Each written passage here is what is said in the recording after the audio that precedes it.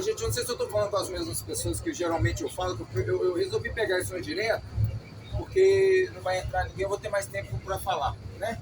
Eu falo todo dia porque a palavra de Deus pode ser o mesmo versículo, mas ele se renova todos os dias, né? Então eu vou ser mais breve hoje, porque eu sou movido pelo Espírito Santo de Deus. O Espírito Santo só recapitula as palavras que são suas e pode falar, pode me usar e falar através de mim. Em nome de Jesus. Jesus, ele disse que aquele que rejeitar ele no final dos dias ou no dia do juízo também será rejeitado por ele. Aquele que negar, né? Mas como eu sei que todos aqui têm fé, sei que cada um aqui compartilha de uma fé, de um credo religioso, eu fico feliz por isso, porque Deus não vem julgar. A pessoa de Deus e o caráter de Deus e os pensamentos de Deus, diz a palavra de Deus, que são mais altos do que os nossos, ao ponto de nós não alcançarmos. Ele não está só acima de 7 céus. Isso que predomina na nossa vida humana, curta e passageira, como diz o livro de Provérbios, a nossa vida não é mais do que uma sombra que vem e passa. Mas nós temos sempre aquela sensação, e a gente tem sempre aquela sensação, e é por isso que nós planejamos tantas coisas na vida. O Natal, a viagem para Nova York, um compromisso, de repente você está entrando em um relacionamento amoroso, você fala, eu marquei um encontro tal dia, né? Isso é lícito, é do ser humano. A palavra diz que o homem pode fazer planos, mas a palavra certa vem dos lábios do Criador. O que eu quero dizer para uma pessoa, duas ou meia dúzia de pessoas aqui que está dando ouvido de ouvir? Saiba que Deus, ele conhece o seu íntimo, conhece o seu ser. E como ele é muito rico, muito poderoso, portanto que a morada celestial dele, as ruas são de ouro. Eu falo para as pessoas, né? Dubai é assediada como um país mais rico do planeta. Vai lá. Essas ruas lá são de ouro. Não são. Eles não têm nem como é que fala? Negócio de esgoto. Por mais rico que Dubai seja, eles não têm negócio de esgoto. Um caminhão tem que ter, são centenas de caminhões que vem, recolhe e joga lá no deserto. É até ironia isso, né? Um lugar tão rico não tem rede de esgoto. Aí vem aquele caminhão pipa pegar o dejeto para jogar lá sei lá onde no deserto. Isso é até um contraste muito grande isso. Mas o Criador, não só as ruas são de ouro. Se as ruas são de ouro, então você imagina como deve ser, né? O reino do Criador. Diz que os muros lá são todos feitos das pedras mais preciosas que existem. Não como as nossas aqui. Mas os muros que cercam a Nova Jerusalém é feito de toda a sorte de pedras preciosas. Então, é esse mesmo Deus que mora nessa glória. E ao mesmo tempo ele vem e desce. Como Jesus, ele se despiu de toda a sua glória, de toda a sua majestade, veio ser gerado numa manjedoura de jumenta, de animal. Ali foi o berço dele. Olha o tanto que ele desceu para poder iniciar para nós um caminho de salvação. E nas suas belas palavras ele ensinou os aflitos, né? Ele ensinou, ele falava sobre amor, ele falava sobre esperança. Só que ele foi além. Tinha lá um homem cego lá e foi lá e curou. Tinha uma mulher lá com fluxo de sangue, sei lá quanto tempo já tinha gastado todo o seu dinheiro com o médico, tocou nele e foi curado. Então aos poucos ele foi mostrando que era real. Os filmes bem feitos falam sobre isso. Em todas as gerações, pessoas tiveram esse encontro com ele, estão tendo agora, eu estou falando, tem pessoas que estão se identificando. E repito, sempre falo que aos arrogantes, soberbo, Deus resiste. Morre sem uma salvação, morre na sua enfermidade, morre no seu orgulho. Mas aos humildes, Deus dá graça. E quando Deus fala humilde, Deus está falando de pessoa que mora em favela, mora em bairro, periferia, não. A humildade começa no ser, porque tem muita gente afortunada, mas é de uma humildade. Você vê o cara descendo uma Lamborghini ali, mas não é aquele ababoco para conversar com você, você fala, que isso? Esse cara deve ser alugado, porque olha que pessoa maravilhosa. Agora tem pessoa que está andando ali, ó, na caminhonete, pampa. Deus me livre.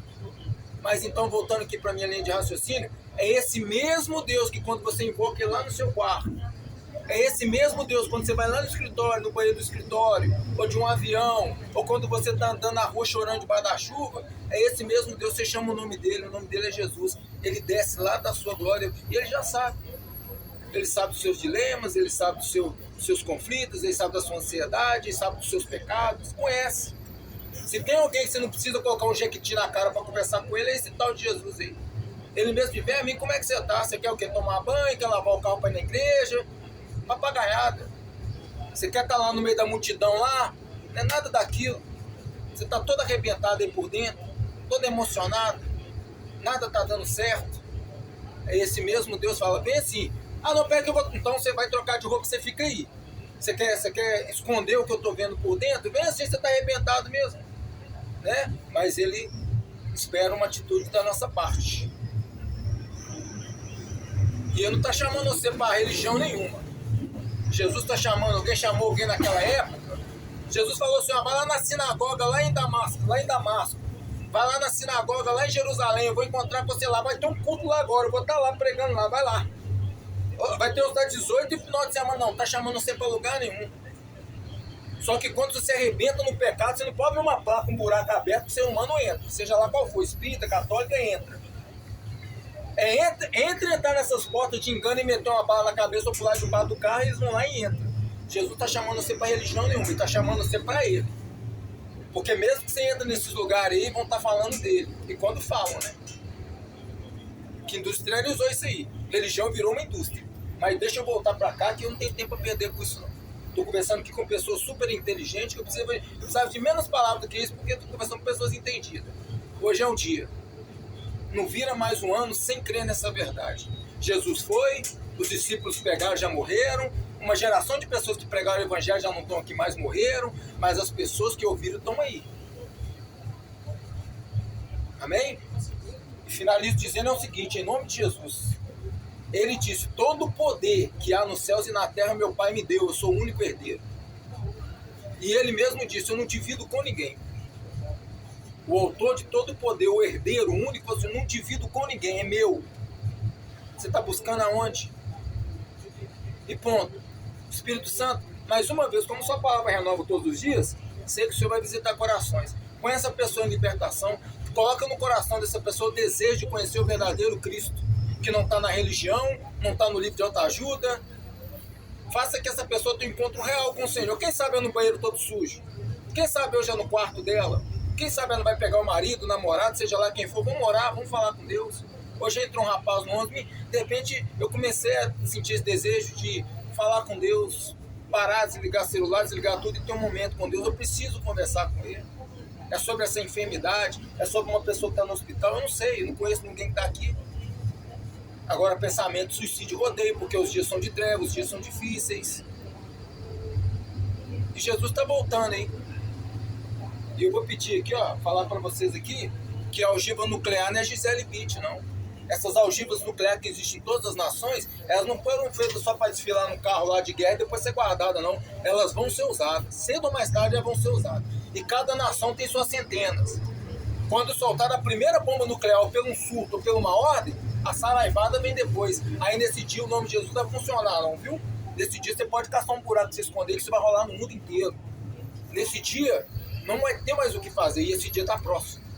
É só soltar a primeira algiva nuclear que a saraivada vem depois. Mas é sobre essa salvação. Ele não é chamado de salvador porque veio pegar sua alma assim que nem um anjinho celestial se subir, não. Ele é chamado de salvador. O bombeiro, ele tira pessoas do fogo. O bombeiro tira pessoas dos escombros, chamado de salvador. E quando uma pessoa é arrancada dos escombros, vai para o hospital, ela fica muito grata àquele bombeiro. Ou quando um prédio está pegando fogo e o bombeiro salva vidas, aquela pessoa fica obrigada, se salvou minha vida. Jesus Cristo não é só chamado Salvador de novelinha da Record, não. Um dia você vai entender, em pouco tempo agora você vai entender por que ele é chamado de Salvador. Quando o pau começar a torar, aí você vai entender, agora eu estou sabendo por que o nome dele é Salvador. É por causa do que está acontecendo aí. Não tem para onde correr. Então hoje o planeta está desse jeito, aparentemente tudo funcionando. Entrega hoje, gente. Entrega seus caminhos, Senhor, e confia nele. Pode fechar, Jota.